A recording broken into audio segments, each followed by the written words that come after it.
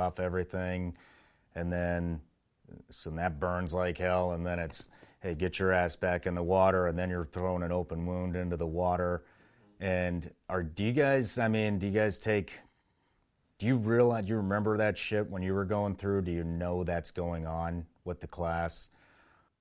I mean, oh yeah, we know what's going on because it's happening. When I was a student, I knew it was going on because I was living it. So was the rest of the class. Some got it worse than others, and like I said, every morning they get med checks, so they get seen by a doctor, and if it's horrible, they'll get it treated or they'll get it bandaged. But again, as instructors, we're not holding up training because we know some students have chafing. Some may have it way worse than others. I mean, I've seen students that were literally covered in chafe. Arms, armpits, chest, waist, groin, legs. I mean, it looked like they just fell off a motorcycle on the street. I mean, it's horrible how bad some people get affected. Some people get affected more than others. I don't know why. But we don't alter training because students are experiencing some burn pains because of chafing. If anything, that's just part of the process. And hey, man, if you can't handle that, then get out of here. Yeah. I got a burning sensation on my groin. Yeah, can you help me out? Welcome to the SEAL teams. Welcome to I think that's part of the process of welcome to the SEAL teams. Yeah. In Hell Week, is there a specific evolution where guys start dropping off immediately, or is it always random? Like, is it breakout when you're breaking them out of the tents? Is it log PT? Is it or? It's not breakout. To be honest with you, we don't lose a lot of guys. If we're gonna lose a lot, only time we ever lose right when Hell Week starts is before it even kicks off, because we lock them down into a tent or a room before Hell Week kicks off, like 3 hours prior. And we'll get some stragglers that will just walk up and ring out before Hell Week even because they can't handle the stress. And they're not even doing anything. They're just watching a movie, laid up, eating. So we'll get some stragglers. But it's not until maybe that night. We're doing base tour, boats on heads. Just running all over Bud's compound and then across the street to the dry side, running all over there. And then maybe doing also another one's Steel Pier, we call it, which the whole evolution is just all about freezing the students. Yeah. Just a mental gut check. What happens when a student gets hypothermia? Is that end of the evolution, or is that end of the evolution for that specific student? Depends on the severity, but it's just that the evolution continues on. We just pull him out. Okay. Rewarm him if we can. If it's something we can deal with. If it's severe, then we'll, with our ambulance, drive him back to the clinic. But 9 times out of 10, we can just handle it on the spot.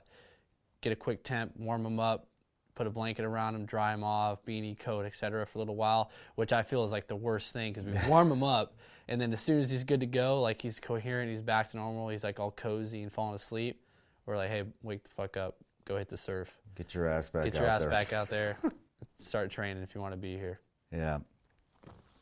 Would you say the majority of the quitters come from the first night? Say the first 24 hours. Yeah, maybe? First 24 hours, 24 to 32 hours. Say you get the majority. By the end of the middle of the week, end of the Wednesday night, you pretty much have what you're gonna have at the end of the whole week. Yeah. Whether someone gets hurt, then you get some. But as far as quitters are concerned, pretty much stop Wednesday night going to Thursday morning. When Hell Week is secured as an instructor, and you're looking at 20 guys out of 150 who just made it through what's only 3 or 4 fucking weeks in, do you feel any sense of pride for those individuals that have gutted that out as an instructor, looking at them and knowing what they're getting ready to go to next? Oh yeah, definitely a huge accomplishment on their end, and they've earned a level of respect, at least how I viewed it, and then other instructors did too when I was there. And it kind of proved to me that for one, they want to be there. For two, they're ready to get trained. Up until that point, now we can start. We have the core of guys that want in this class that want to be here because they just passed the most grueling part of selection. Now it's time to kind of put them to the test other ways, but we have a solid foundation of the guys that want to be here because you're not going to get any quitters after that. Very, very rare. Yeah. It's mostly just performance or medical issues, but it's definitely a level of respect, and they proved to us that they're ready to be trained. After Hell Week, it becomes, man, I don't want to word this wrong, but it's a little bit of pressure's off. You just made it through, you know, it is the hardest evolution in buds, in my opinion. And it is a night and day difference coming from Hell Week into post Hell Week. You know, one day you're wearing a white shirt, you graduate Hell Week, you're a brown shirt, and then you get a little bit more respect. At least when I was going through, you get a little bit more respect. Is it hard to like switch that mindset as an instructor, or is it still like that? No, it's still like that. You do get a little more of a level of respect from the instructors, because like I said, after that, the training kind of shifts. They break up into their own squads, and we start kind of building that platoon mindset, and actually started teaching them kind of some core skills of being a SEAL. But that is a real fine line, though, because sometimes students take it a little too far, like they've made it, they're fucking good, they're good to go, but then we quickly crush that if they're getting a little too arrogant. Yeah. So I've seen that happen a lot with classes. You know, they finish Hell Week, they think they're fucking good to go, they made it, got the brown shirt, or fucking a cloud nine, but we squash it and they never happen again. It's usually the proctors that sniff through that shit and they hammer it. You're looking at one. I got squashed right after Hell Week. But, you know, and looking at these guys as they're going through, I mean, you always have in the back of your mind, you might be with that guy that you're instructing in, I mean, fuck it, what, a year in combat, taking fire, engaging the enemy, and that's always in the back of your mind. Have you ever worked with any of the guys you put through buds when you went back to the team? Yeah, I worked with a couple. How was that relationship? It was good. I mean, it was definitely knowing them when the instructor. It was a different dynamic, but it ended up being some of them their LPO. Yeah. So it was actually a good relationship. It wasn't uncomfortable, but at first they saw me as like an instructor when they got to the team and in my platoon. So they already had that mindset, like, holy shit, you know, that's Instructor Kennedy. But that quickly faded when I just set the tone of, hey, you're a new guy, I'm your teammate, you know, I'm your LPO. But it wasn't a negative thing at all. I actually kind of liked it. It was kind of really cool to see them there and buds. The progression. Now they're actually with me, and actually as a team doing the job. So it was cool to see that process. That's why I liked first phase. That's why I wanted to go to first phase, because that growth. Yeah. Through all that, the meat of the selection, and then the outcome at the end. So that's what the reason why I like that phase a lot. I mean, shit, it's pretty fucking cool. I mean, you're you're basically like the gatekeeper of the community, being a first phase instructor, or the biggest. I mean, that's the biggest hurdle. Yeah.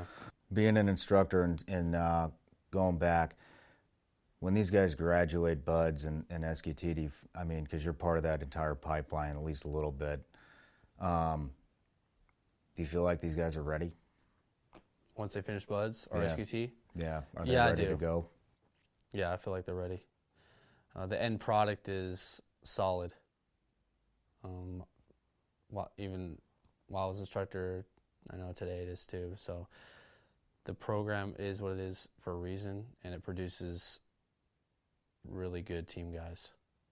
And, you know, that's my opinion, and that's what I've seen, and that's what I know is true. But the outcome's great. Here and there, you know, get some stragglers that get to the team and don't perform, and they kind of look back and like, what the fuck, buds? Why'd you let this guy slip through? But that's small. You know, that happens sometimes. We do our best to mitigate it, but it can only do so much. Is there anything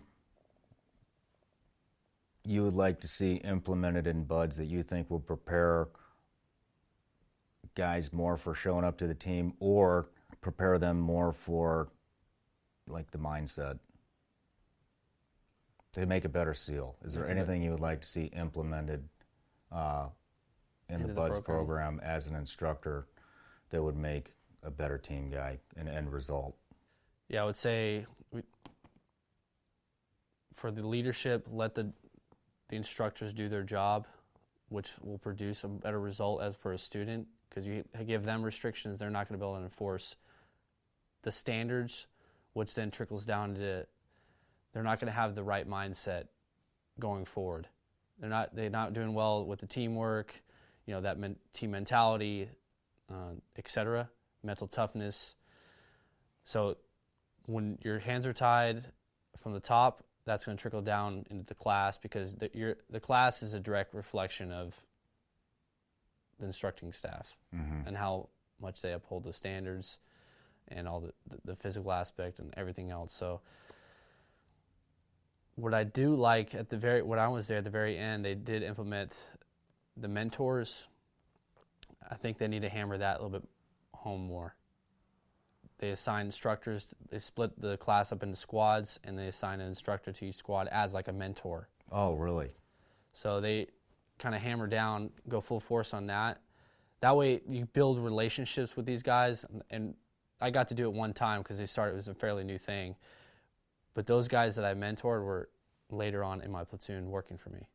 No shit. So I thought it was a really cool tool. You really get to get in the mindset. They could ask you questions, and you're actually out there teaching them kind of the fundamentals of being a SEAL and building that relationship. And it paid dividends, which I saw throughout the rest of the phases. Because like you said, you're going to be working with majority of these guys. Yeah. Most of the instructors, if they leave BUDS and go on to a team or something, you're going to be working with these guys. So you need to have, and you get to understand where they're at too, mentally. Are they in the right mindset? Do they have the right characteristics? That's how we get to know these people. Some psych exam they took before is not like a very good marker of whether they're going to be a good team guy or not. They're still trying to figure out how to find the best candidates today. Yeah. They still can't. And I don't think they ever will, but being more intimately involved and knowing the guys, that's going to help. Getting to know actually who they are as a person, what's inside there. Yeah. Who they are, then you understand why they're here. Yeah, that makes a hell of a lot of sense. Where they come from, what they used to do, what are they into, why do you want to be a SEAL, what are you interested in doing? Yeah. And I think, because SEAL, which I like the SEAL community, we're from everywhere, so many different backgrounds, so many different professions. Yeah. And that's what come together is for just one purpose. That's why I like this teams a lot. One of the great aspects of it, but they just hammer home on that a lot more, and I think they still are, but just really focus on that post Hell Week, end of first phase. I mean, that's actually very refreshing to hear that you as an instructor, as a combat vet, are comfortable with the product that's coming out of the training center and showing up to the teams. I mean, that's all you can ask for, is a solid individual coming out of that pipeline ready to fucking go to work. Yeah, 99% of them are freaking solid. It's the 1%ers that mess up, and then they make everybody look bad. And that's just how it's always been. That's how it always will be. Yeah. As soon as someone messes up, then everybody looks bad. Then they start spotlights what kind of product you've given us. When one turd shows up into the team not performing, when the 15 other new guys that showed up are doing solid, then all of a sudden we're producing bad people. Yeah. It's just a numbers game of probability at that point. But like I said, going back again, we're always so quick to talk about the negative or bring that about. Yeah. Advice, hey, let's handle it internally. So that's going back again. That's what I've learned as an instructor. Just take a bigger picture. Hey, let's get to know these dudes, and that'll alleviate a lot of problems in the future. A lot of issues when they get to the team, out and leave, liberty, etc. Their personal time, getting in trouble with the law, etc. All these little things, probably could have gotten caught going through the program, knowing where this guy is, what he's been doing. Maybe he has all these fucking red flags throughout BUDS, drinking, et cetera, which there has been. Mm-hmm. So that could have been found out a lot earlier before they show up to the team, causing a scene. Yeah.